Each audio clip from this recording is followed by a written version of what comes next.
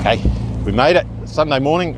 It is foggy-ish. Not enough that they won't open up the track. I believe the track opens at 8:30 or something like that. And we'll be away and we'll see what else goes wrong. I don't know what I said in that last video, but I've jinxed us apparently. There's power cut at the track.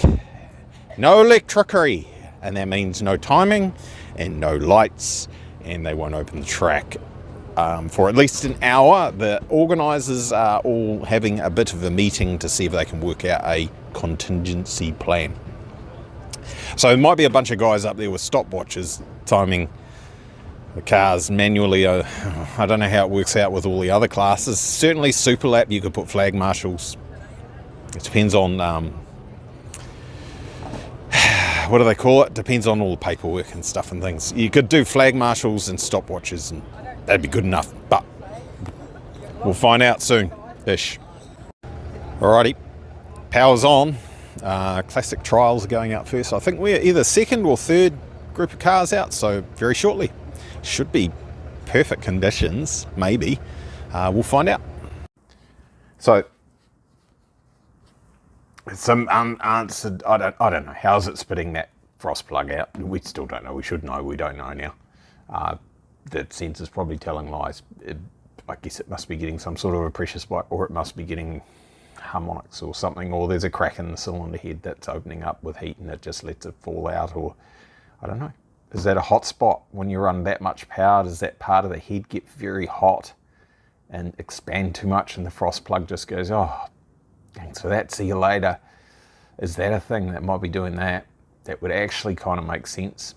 And in which case, if it is that's happening, then my theory that the pulley hitting the cooling system and knocking it out, that's wrong. It just, maybe the frost plug came out and the coolant went on the pulley, and then the shock loading, when it caught grip, that's what finished the pulley off.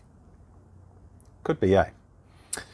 Race cars, man. I mean, I'm not Porsche. I haven't got well, how long's the 911 been around? They have been developing that for a long, long time. You imagine how many, it's got to be millions of hours have gone into making those cars work.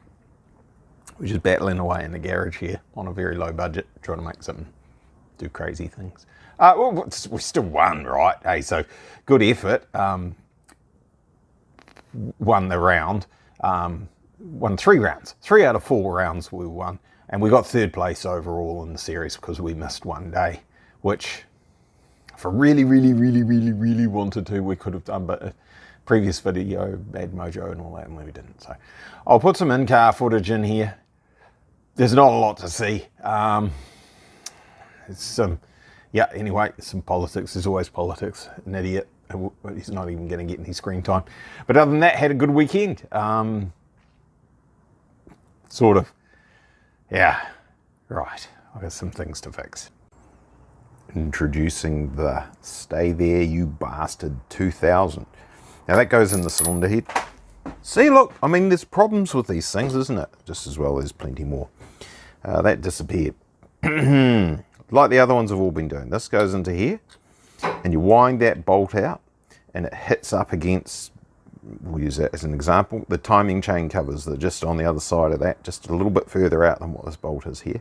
And then you wind in the stop so it can't move. There's no way, there's absolutely no way it comes out after that. It might leak if all the, I've used Loctite bearing retainer around the outside of it.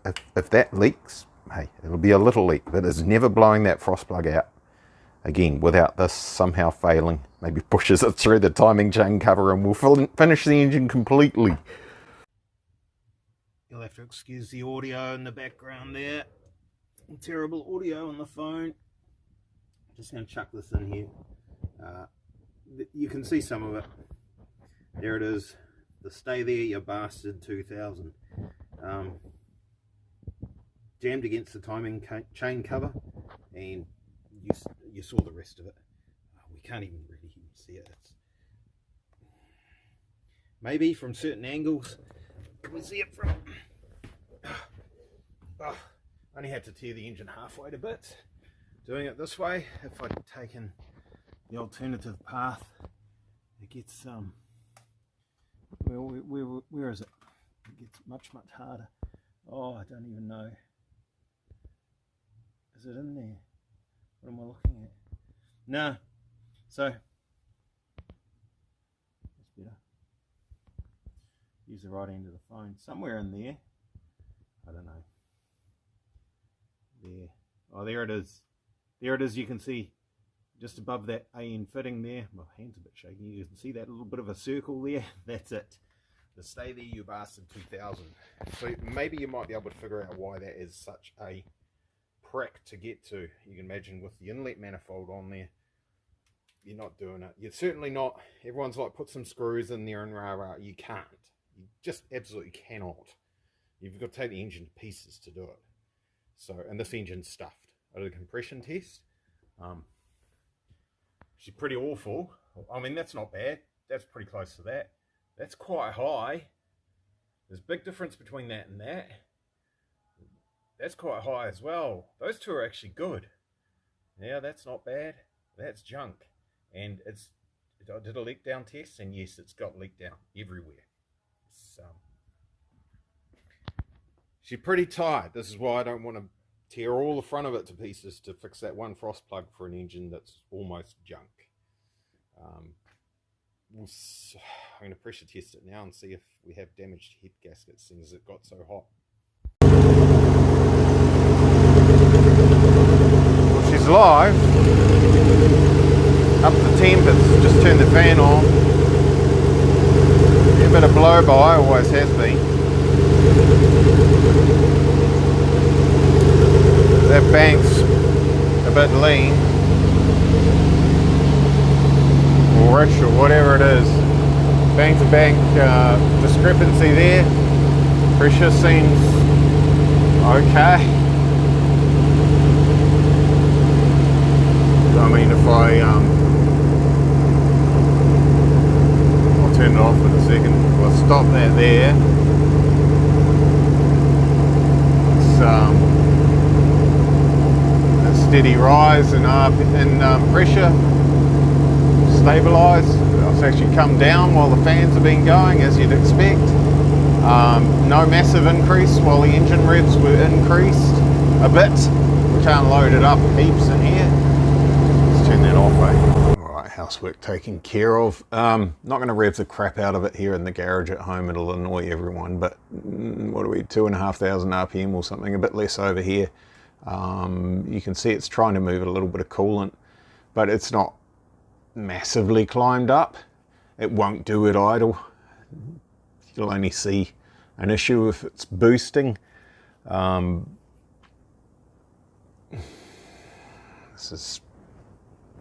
We've hurt one cylinder. It's not particularly happy. What is it? Number 6. I'll do a compression test. I'll warm it up again tomorrow. Do a compression test when it's hot and see how it goes. But I mean, it's alive again. I thought I'd sprung a massive leak because I powered it up. I started it up, and you can see there's water gone everywhere. And I thought, what the heck? No intercooler, and the intercooler coolant pump turned on, not because it was hot, but because there's no air intake temp sensor, and it thought it was hot. So it's not entirely happy, but it's not dead. It is dying, but it was anyway, and I think number 6 is quite unhappy. I was going to take the cam cover off and measure the valve clearance and see where we are there, but there's not a lot of point because it's not easy to fix that, and this engine's on its last legs. It needs to be refreshed or replaced.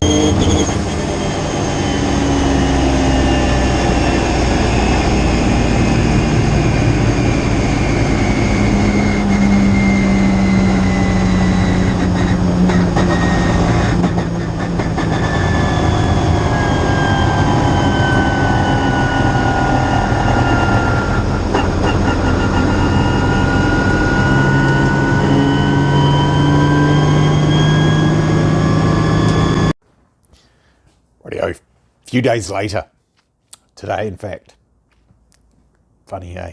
All the armchair experts are going to be sitting there and going, why didn't you go into the pits straight away when there was a problem with the car?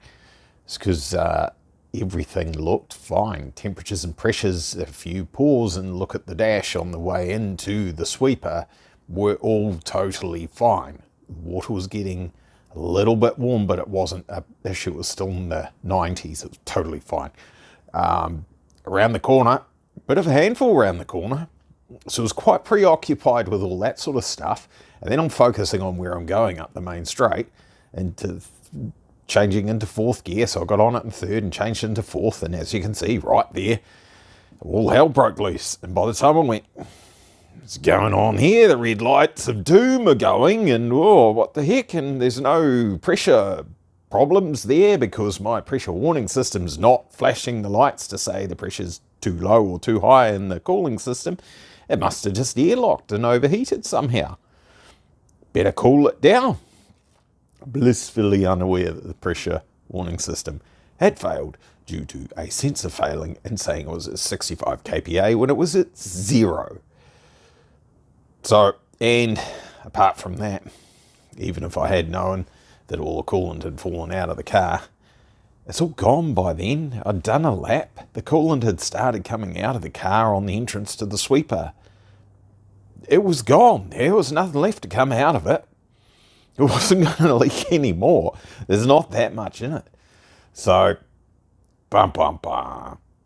I did stay more or less off the racing line, except for turn one, I guess. Yes, I was on the racing line there, but hey, I figured the track was screwed anyway, so whatever, they'd be red flagging it. That's what my symbol was to their marshals, was kill it. Whether they saw that or not, don't know. Anyway, since all that, we've had a brand new high quality sensor put onto there, and I've fitted another one on a hose here, and that hose goes down, it goes down there, and goes behind here, goes onto the thermostat housing. So I know what the pressure is there, and I know what the pressure is there, and I'm going to adjust the pressure, the coolant pressure warning system so that it takes both of those into account. So if one fails, the other one's still going to, how's it going to screw me over now? How's it going to, it's going to find a way, isn't it? I'm trying to avoid this sort of rubbish happening again, but things always find a way around it. It was quite interesting running the engine, what did I get, 4,500 or 600 RPM or something like that. There's a pressure difference of about 80 kPa from there to there. That side's lower. So to me that says that the radiator at the front is too much of a restriction. It's got a booster pump on it, helping. It's the way it is. All right, roll racing on Saturday to test it and see if we hurt it or not. Thanks for watching. Cheers, bye.